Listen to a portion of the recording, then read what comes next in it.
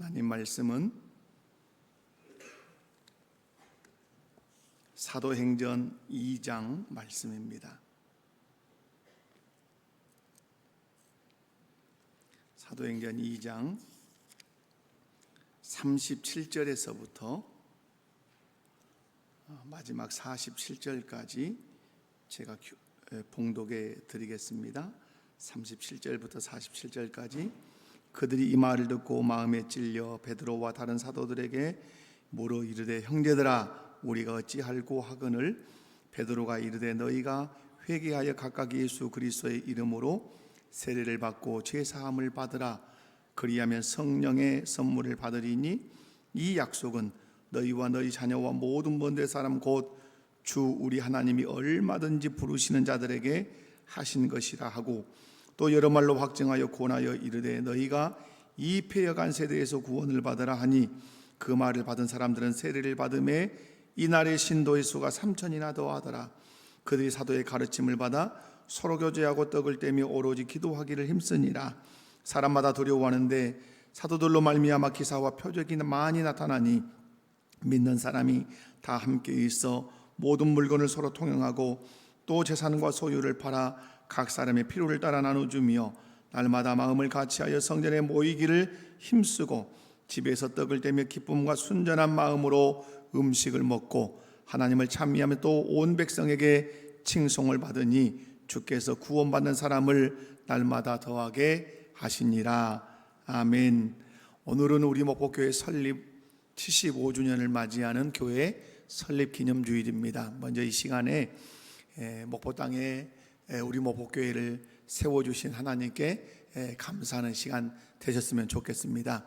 뿐만 아니라 나를 우리 목포교회 성도로 부르셔서 사랑하는 성도들과 함께 우리 목포교회를 이루며 또 신앙생활 할 수 있게 하신 하나님께 감사하는 귀한 시간 되시기 바랍니다. 바라건대 우리 성도님들이 우리 목포교회에서 하나님을 바르게 섬기며 신앙생활 하시기 바라고 또 그렇게 신앙생활 할 때 하나님께서 크신 은혜와 복 주시기를 주님의 이름으로 축원합니다.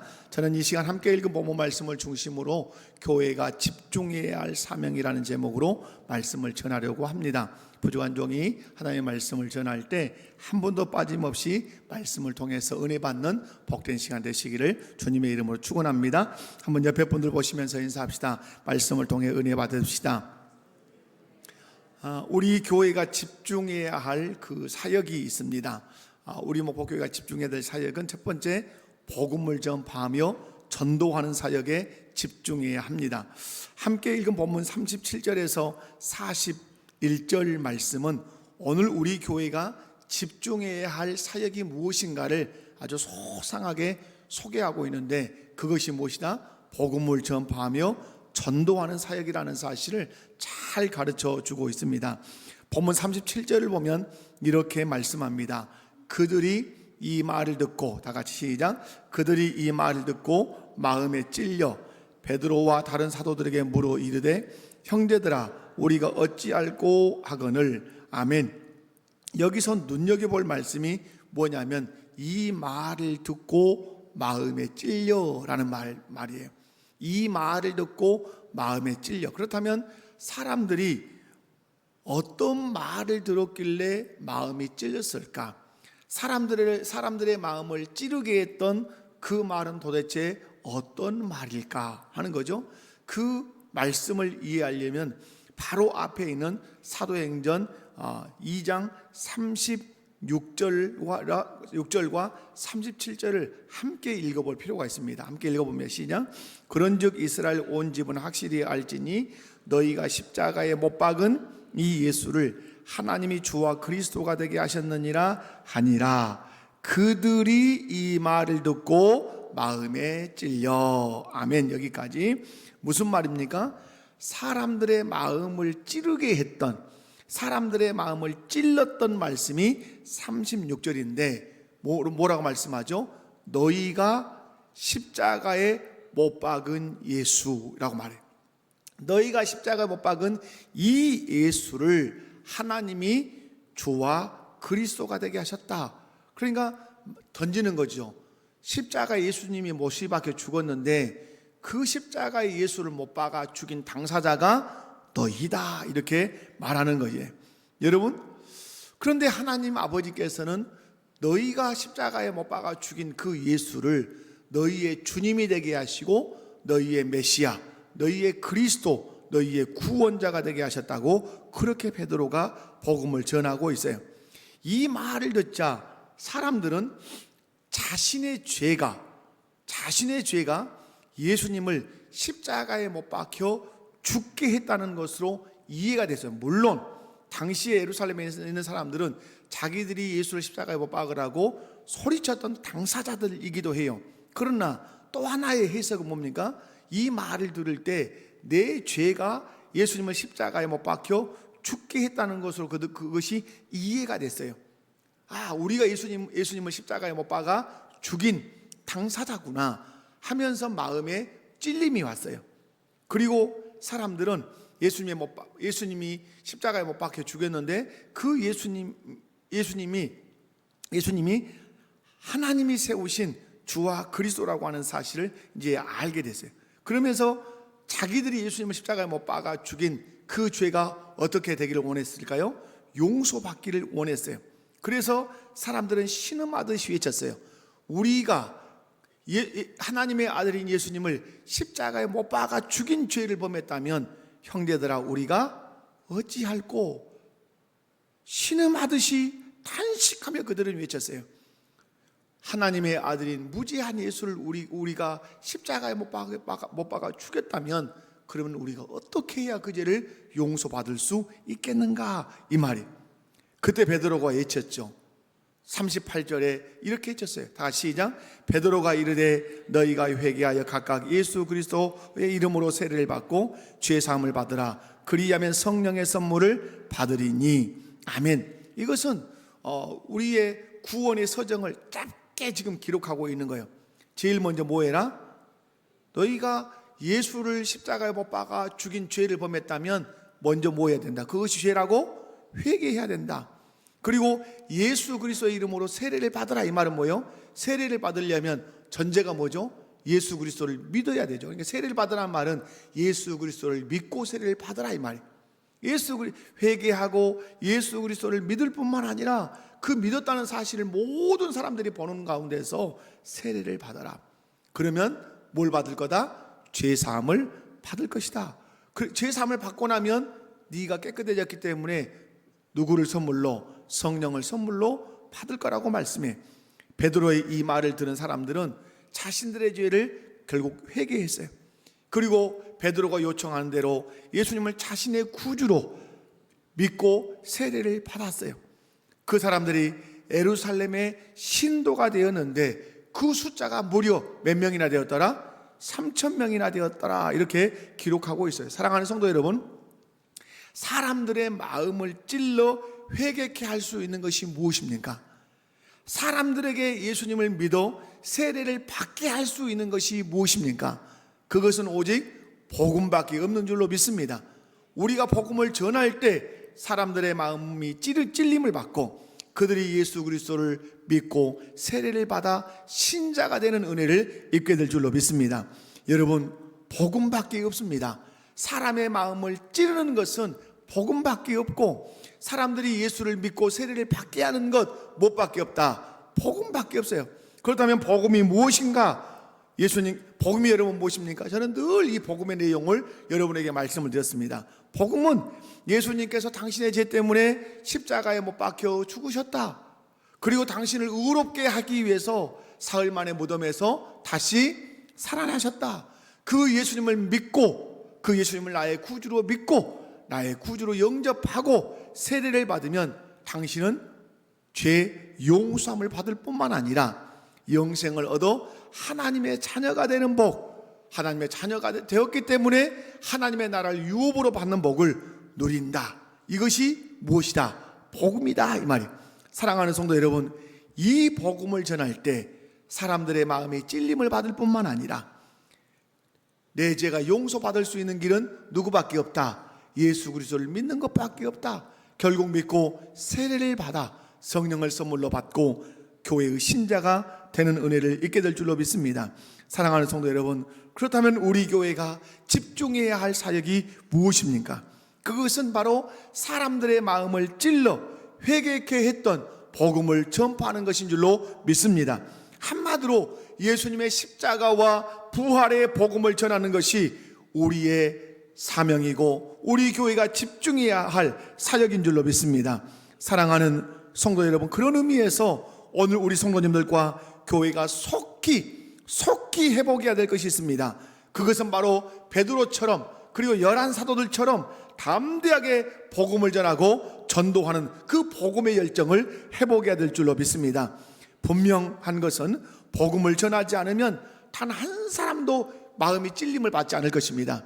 복음을 전하지 않으면 단 한 사람도 회개하고 주께로 돌아오는 일이 일어나지 않을 것입니다. 우리가 복음을 전하지 않으면 그 누구도 예수를 구주로 영접하지 않고 세례받는 일은 존재하지 않을 거예요. 그리고 교회 신도의 수는 늘어나지 않을 것이에요. 그런 의미에서 오늘 저와 여러분이 다짐하셔야 돼요. 나는 복음 전도의 사명을 내 사명으로 받아들이고 살고 있는가? 늘 예수 믿지 않는 사람을 만나면 예수 그리스도가 너의 죄를 위해서 십자가에서 죽었다, 너를 의롭다 하시기 위해서 3일 만에 다시 살아났다, 그 예수를 믿으면 죄의 용서함 받고 영생을 얻어 하나님의 자녀가 될 뿐만 아니라 영원한 하나님 나라를 유업으로 상속으로 받는 그런 복을 누리게 된다고 여러분이 복음을 전하고 있는가 돌아보고 살피셔야 돼요.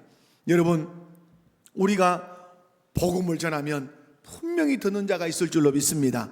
우리가 복음을 전하면 반드시 복음을 듣는 자가 있을 거예요. 복음을 들으면 어떤 일이 발생하죠? 마음이 찔려 회개하고 예수님을 믿고 세례받는 역사가 일어나게 될 줄로 믿습니다. 여러분, 그러므로 다시 한번 여러분에게 제가 결단을 촉구합니다. 여러분, 이제부터 복음을 전파하며 전도에 집중하는 교회와 성도가 되겠다고 여러분 다짐하시기를 주님의 이름으로 축원합니다. 이제부터 복음을 전파하며 전도에 집중하는 교회와 성도가 되시기를 주님의 이름으로 축원합니다. 이것이 우리 교회가 주님 오시는 그날까지 집중해야 할 사역이다. 아멘이십니까? 이것은 정말 변해서도 안 되고 놓아서도 안 되고 잊어서도 안 돼요. 왜 그렇습니까? 예수님께서 이 세상에서 승천하실 때 우리에게 주신 명령은 무엇입니까? 모든 민족을 제자 삼으라. 모든 민족을 제자 삼으라. 아멘이십니까? 이것이 우리 교회가 집중해야 할 사역이라고 하는 사실을 기억하시고 이 복음 전파의 사역, 전도의 사역을 잘 감당하는 저와 여러분 되시기를 주님의 이름으로 축원합니다. 뿐만 아니라 우리 교회가 집중해야 할 두 번째 사역은 말씀을 가르치고 배우는 사역입니다. 그러므로 말씀 가르치고 배우는 사역에 집중해야 돼요. 예수님을 믿어 성도가 된 사람들을 향해서 교회가 집중해야 될 사역이 있어요. 잘 들으셔야 돼요. 여러분, 이런 거죠. 복음을 전했습니다. 마음이 찔렸습니다. 예수를 믿고 세례 받았습니다. 그 사람이 누가 되었습니까? 교회 신자가 되었습니다. 그 사람에게 교회가 집중해야 될 사역이 있는데 그것이 바로 무엇이다? 하나님의 말씀을 가르치는 사역이에요. 오늘 보면 41절과 42절을 함께 읽어보도록 합니다. 시작. 그 말을 받은 사람들은 세례를 받음에 이날의 신도의 수가 3,000이나 더하더라. 그들이 사도의 가르침을 받아 서로 교제하고 떡을 떼며 오로지 기도하기를 힘쓰니라. 아멘.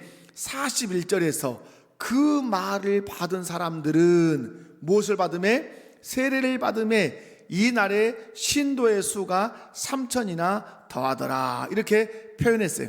여러분, 그 말을 받았다는 말은 뭐예요? 너희가 예수를 십자가에 못 박았어. 그죠? 그런데 너희가 십자가에 못 박은 그 예수를 하나님이 너희의 주님이 되게 하시고 너희의 그리스도가 되게 하셨어. 그것을 믿으면, 예수님이 우리의 주가 되시고 우리의 그리스도가 되게 된다는 사실을 믿으면 죄사함 받고 영생 얻어 하나님의 자녀가 되고 영원 하나님 나라를 유업으로 받는다는 그 말씀을 받았단 말이에요. 믿었단 말이에요. 믿으니까 그들이 뭘 받았습니까? 세례 받았죠. 믿으니까 교회가 그들에게 뭘 베풀었습니까? 세례를 베풀었지요. 그 수가 3,000이었고 그들이 연이어서 한 일이 뭡니까? 42절에 그들이 사도의 가르침을 받아. 여러분, 복음을 듣고 예수를 믿어 세례를 받아 교인이 된 사람들이 몇 명이나 되었어요? 3,000명이나 되었어요. 그런데 여러분, 여기서 분명히 하나 하셔야 돼요. 누가 교회의 교인이 될 수 있는가? 여러분, 누가 교회의 교인이 될 수 있어요?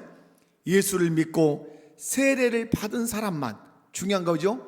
예수를 믿고 뭘 받은 사람? 세례를 받은 사람. 교회는 여러분 아무에게나 세례 줍니까? 그렇지 않죠. 어떤 사람에게 세례 주죠? 예수를 나의 구주로 믿는다고 고백하는 사람에게 세례를 주죠. 예수 믿고 세례 받은 사람만 교회의 누가 될 수 있다? 교인이 될 수 있어요. 박사 학위를 10개를 가지고 와도 교인 될 수 없어요. 수십억, 수백억, 수천억 이 지구덩어리를 들고 와도 그 사람 세례 받을 수 없어요. 그러나 배운 것이 없고 가진 것이 없고 아무것도 없어도 예수님을 나의 구주로 믿고 예수님을 나의 구주로 믿고 또 따른다면 그 사람 세례 받아 교인 될 수 있다고 오늘 성경이 가르치고 있어요. 예수 믿고 세례 받아 교인이 된 그 사람이 이 지상교회의 교인 명부에 기록이 됩니다. 여러분, 우리 교회가 있지만 아무나 교인이라고 등록해 주지 않아요. 우리 교회 교인 명부에 올라가는 사람은 누구여야 합니까? 세례 받은 사람만 우리 교회 교인 명부에 올라가요. 박사학위 10개, 100개, 1000개 이 세상의 모든 물질 명예 다 끌고 와서 이 교회 교인으로 나를 등록해 주십시오 한다 한들 교인 명부에 올려주지 않아요. 그러나 아무것도 없어도 배운 것이 없어도 가진 것이 없어도 예수 그리스도를 나의 구주로 혼연히 믿는다고 고백하면 교회는 기쁨으로 그 사람에게 세례를 베풀어서 그 사람의 이름을 어디에 올려주죠? 우리 목포교회 교인 명부에 올리는 것이에요.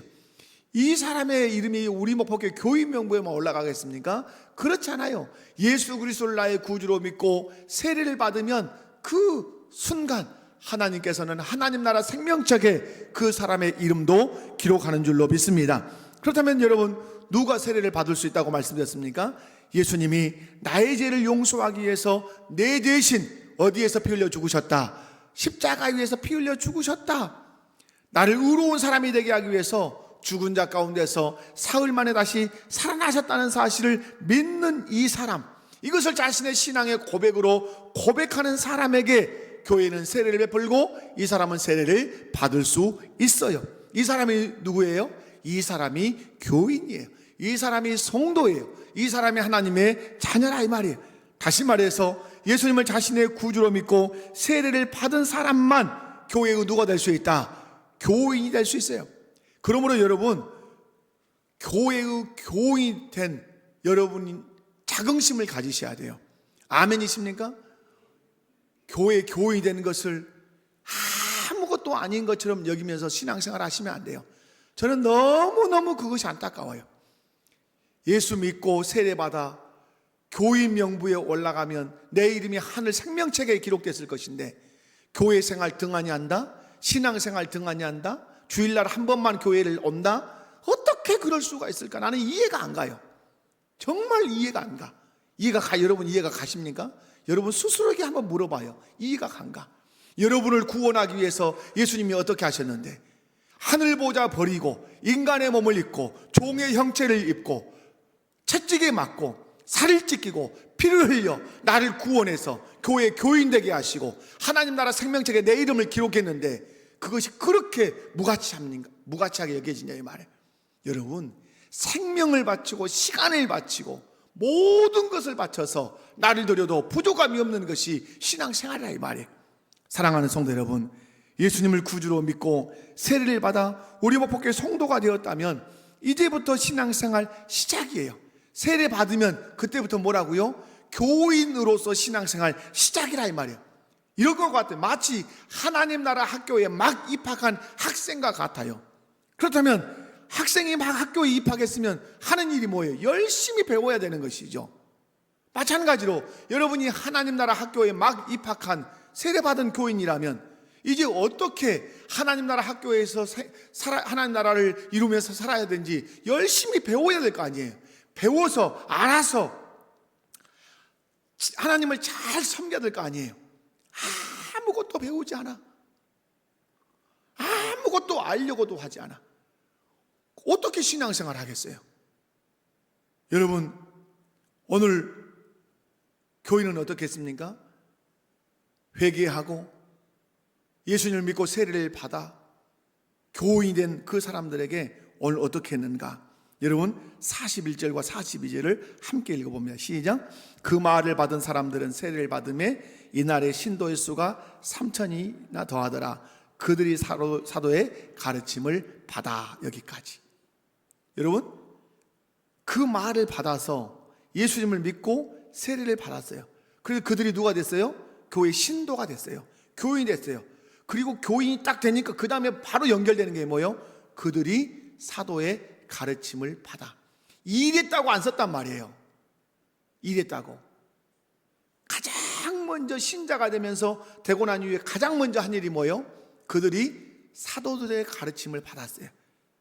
여러분으로 말하면 목회자의 가르침, 성경의 가르침을 받았다 이 말이에요. 예수님을 구주로 믿고 세례를 받아 교인이 된 성도들에게 교회가 가장 먼저 집중해야 될 일이 뭐예요? 그것은 하나님의 말씀인 성경을 잘 가르쳐 주는 것이에요. 이것이 교회가 집중해야 할 중요한 사역이에요. 그러나 여기서 멈추지 않아요. 예수님을 믿고 세례를 받은 사람들에게 교회는 열심히 성경을 가르쳐야 할 일에 집중해야 되지만, 또한 예수님을 믿어 세례받고 우리 목포교회 교인이 된 사람들은 무슨 일에 힘써야 돼요?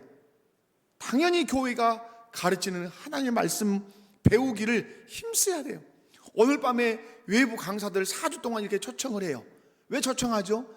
저만이 다 가르칠 수 없으니까 이럴 때라도 외부 강사들을 모아서 하나님의 말씀을 폭넓게 여러분에게 들려주려고 한단 말이에요. 그러면 여러분은 어떻게 해야 돼요? 여러분은 그 자리에 와야 돼요. 와야 돼. 세상 천지에 어떤 공동체에서 어떤 모임을 하고 어떤 건 광고를 했는데 안 가는 사람이 어디 있대요? 그런 건 없는 거예요. 여러분이 학교를 다녀요. 학교에서 선생님이 이날은 꼭 학교에 나와야 된다 하고 광고하면 안 가는 사람이 어디가 있대요? 근데 교회만은 이상해요. 교회는 자기 마음이에요. 가고 싶으면 가고 말고 싶으면 말고, 그런 것이 어디가 있대요? 예수님이 그렇게 여러분 하려고 구원하시려고 십자가에 못 박혀 살찌고 피 흘려 죽으셨대요? 그런 거 아니에요. 정신 차리고 신앙생활 하셔야 돼요. 하나님의 말씀을 교회가 가르치는 일에 집중하면 여러분은 어떻게 해야 돼요? 배워야 되죠. 신앙의 기초부터 배워야 되죠. 신앙의 ABC부터 배워야 되죠. 하나님이 누구시며, 하나님 나라는 무엇이며, 교회는 무엇이며, 예배는 어떻게 드려야 되며, 기도는 어떻게 해야 되며, 헌금 생활은 어떻게 해야 되며, 전도는 어떻게 해야 되며, 가정 생활은 어떻게 해야 되고, 직장 생활은 예수 믿는 사람은 어떻게 해야 되고, 국가를 예수 믿는 사람은 어떻게 바라보아야 되는지, 뭘 통해 배워야 돼요? 말씀을 통해서 배워야 되죠. 그리고 말씀을 통해 배운 대로 살아내야 되는 것이죠. 그것이 신앙 생활이라 이 말이에요. 그런데 안타까운 것은 신앙생활을 수십 년을 해도 신앙생활을 어떻게 해야 되는지 모르는 분들이 많아요. 하나님이 누구신지, 하나님을 어떻게 섬겨야 되는지, 교회가 무엇인지, 교회 생활을 어떻게 해야 되는지, 예배, 기도, 헌금 생활은 어떻게 해야 되는지, 전도는 왜 해야 되는지, 어떻게 해야 되는지, 가정생활에서 남편을 어떻게 해야 되고, 아내를 어떻게 해야 되고, 자녀를 어떻게 훈육해야 되고, 자녀는 부모를 어떻게 공경해야 되고, 예수 믿는 사람으로서 직장생활은 어떻게 해야 되고, 예수 믿는 사람으로 국가를 바라보는 국가관은 어떻게 해야 되는지 배워야 된단 말이에요. 그런데 배우지 않으면 뭐예요? 좀 센 얘기로 하면 배우지 않으면 어떤 사람이 돼요? 무식한 사람이 되는 거죠. 무식한 사람이 되면 무식하게 행동하는 거예요. 신앙생활도 무식하게 하는 거예요. 자기 생각대로, 자기 멋대로. 모르니까 자기 생각대로 해요. 어떤 분들은 눈치껏 해요. 눈치껏. 어떻게 신앙생활을 눈치껏 한답니까? 정확하게 성경을 통해서 가르쳐준 대로 배워서 배운 대로 야무지게 자신감 있게 담대하게 떳떳하게 그렇게 여러분 신앙생활 하셔야 되죠. 여러분, 왜 모르면서 아무것도 모르면 눈치껏 자기 생각대로 신앙생활 하는 걸까요? 그것은 교회가 가르쳐야 할 것을 가르쳐 주지 않았기 때문에 그럴 수 있어요. 여러분 잘 들으셔야 돼요. 우리 교회는 이런 걸 안 가르치니까 좋은 교회다, 나쁜 교회예요. 여러분, 그것은 이런 것은 우리 교회는 안 가르쳐. 그러니까 부담 없어. 그건 나쁜 교회예요. 좋은 교회는 다 가르쳐 주는 교회예요. 아멘이십니까? 그리고 좋은 교회는, 좋은 성도는 뭐예요? 다 배우려고 하는 성도예요. 내가 잘못이 있으면 내 그것에 해당하는 말씀을 들으면 찔려요. 안 그러겠어요? 그러나 그 말을 들어야 복이에요. 여러분, 왜 신앙생활 아무것도 모르고 해요? 교회가 가르쳐야 될 것을 가르쳐주지 않았기 때문일 수 있어요. 또 하나 있어요. 교회가 아무리 가르치려고 해도 아주 발을 뻗대고 당신은 하시오, 나는 동의하지 않습니다. 전혀 반응하지 않아요. 말씀을 배우라고 해도, 외부에가 강사를 모셔다가 새로운 말씀을 한번 들어보라고 해도 전혀 관심이 없어요. 저는 이것은 상식적으로도 안 맞다고 봐요. 어느 공동체에서, 여러분 개 모임에서 그럴 수 있어, 여러분 동창회에서 그럴 수 있어, 여러분 어디 친척 모임에서 그럴 수 있어요. 그런데 왜 교회를 그렇게 무시하냐 이 말이에요. 그렇게 교회는 가볍냐 이 말이에요. 그렇지 않아요. 교회가 소망이 있는지 없는지 아는 방법이 있어요. 그것은 교회가 성도들에게 하나님의 말씀을 가르치려고 노력하고 있는가? 그러면 소망이 있어요. 여러분의 집이, 어느 집이 소망이 있는가 보는 것은 뭐죠? 그 부모가 아이들을 가르치려고 애쓰는가? 여러분, 제가 그런 얘기를 들었어요. 옛날 프랑스 같은 데는 아이를 낳아서 키우다가 기근이 들면 아이를 버리고 부모가 도망간대요. 프랑스 사람들의 특질이에요. 그런데 우리나라는 그 인류학자가 연구한 거래요, 사회학자가. 근데 조선 땅을 와서 보니까 조선인은 아이를 낳아서 기르다가 기근이 오면 자기는 안 먹고 아이에게 먹이는 민족이에요. 다 모든 민족이 그럴 것 같지만 그렇지 않더라 이 말이에요. 똑같죠. 나는 못 배웠어도 내 자식들에게는 배우게 해야 되겠다. 그래서 안 먹고 안 입고 아이들을 학교에 보내서 가르치는 그 집, 뭐가 있는 거예요? 소망이 있는 것이죠. 어디다가 투자하는 거죠? 미래에 투자하는 것이죠.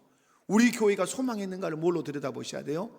말씀을 가르쳐 주려고 애쓰는가 교회가? 그러면 소망이 있는 거예요.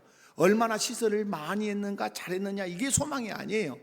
우리의 생명, 우리의 희망, 우리를 살게 하는 것, 우리를 바르게 하나님을 섬기게 하는 것은 어디서 나오는 거예요?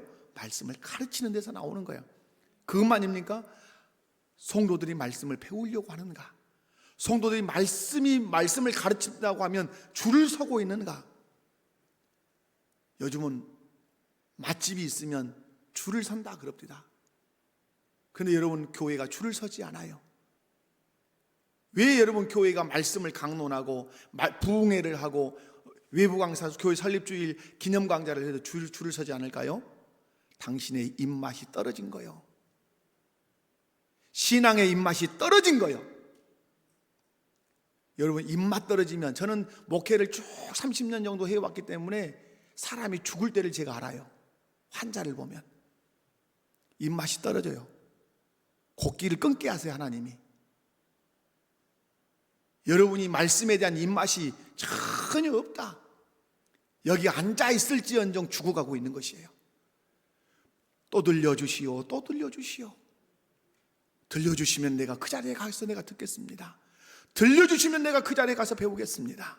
또 들려주시오 라는 그 말씀에 갈급이 있으면 당신의 영혼 살아있는 것이요. 그런 의미에서는 우리 목포교회 모든 성도들이 주님 오시는 그날까지 말씀 듣는 일에 집중하셨으면 좋겠어요. 말씀 배우는 일에 집중하셨으면 좋겠어요. 교회는 힘쓸 거예요. 제가 목회하는 동안 저는 힘쓸 거예요. 말씀 가르치는 일, 다른 건 못해도 말씀을 가르쳐 드리는 일에는 힘쓰려고 애를 써요. 그렇게 할 거예요. 말씀 정리하도록 그렇게 하겠습니다. 여러분, 무거워지셔야 돼요. 마음이 무거워지셔야 돼요. 여러분, 제일 자식을 키우면서 아니면 이웃의 자녀들을 보면서 가장 여러분 마음이 안 좋은 자녀들 뭐예요? 벤질벤질한 자녀예요. 벤질벤질한 자녀, 미끌미끌한 자녀. 뭔 말을 해도 그냥 벤질벤질 미끌미끌. 제일 안 좋죠. 자녀 키울 때 오장 가장 상하는 자식이 그 자식이요. 벤질벤질. 말을 해도. 성도도 똑같아요. 교회가 어떤 광고를 하고 어떤 것을 알리고 그러면 여러분 벤질벤질 하지 마세요. 미끌미끌 하지 마세요. 한번 점검해 보세요. 주일 일부 예배 한 번 퉁친다? 그런 건 없어요. 신앙생활 죽을 때까지 할 건데 봉사 한 번도 안 하고 죽는다? 어떻게 그런 것이 돼요? 주님이 나를 위해서 살을 찢기고 피를 흘려서 나를 구원했는데 어떻게 인간이 나를 물에서 건져서 나를 살려만 줬어도 때때로 선물 보내고 살려준 거 고맙다고 인사할 거예요. 그런데 나를 지옥에서 건져냈는데 어떻게 그렇게 할 수 있대요? 그럴 수 없어요. 상식적으로도 맞을 수 없어요. 우리 교회가 집중해야 될 사역이 있어요. 그건 복음 전파하며 전도하는 사역이에요. 이게 본질이에요. 여러분의 사명이에요. 복음을 전해야만 사람의 마음이 찔림을 받아요. 그리고 자기의 죄를 생각하면서 어떻게 그러면 용서받을 수 있냐고 신음하며 탄식할 수 있어요. 그때 우리는 소개해요. 예수님이 너의 주님이다. 예수님이 너의 그리스도야. 그 주님을 네가 마음속에 영접하면 죄 용서함 받고 영생 얻어 하나님의 자녀가 되고 천국을 유업으로 받을 수 있어 라고 우리가 전해줄 수 있는 것이에요. 그리고 예수 믿어 세례받아서 교인이 되면 교인은 집중해야 될 일이 있어요. 가만히 놔둘 수 없어요. 그때부터 가르쳐줘야 돼요. 신앙의 ABC를, 신앙생활의 기초를 가르쳐줘야 돼요. 그래서 짱짱하게 신앙의 기초를 가지고 신앙생활해서 어디다 내놓아도 흔들림 없는, 어디다 내놓아도 자기 길을 걸어가는 신자가 되도록 교회는 가르쳐야 되고 성도는 배워야 돼요. 이것이 신앙생활이에요. 다 같이 자리에서 일어나셔서 찬양하십시다.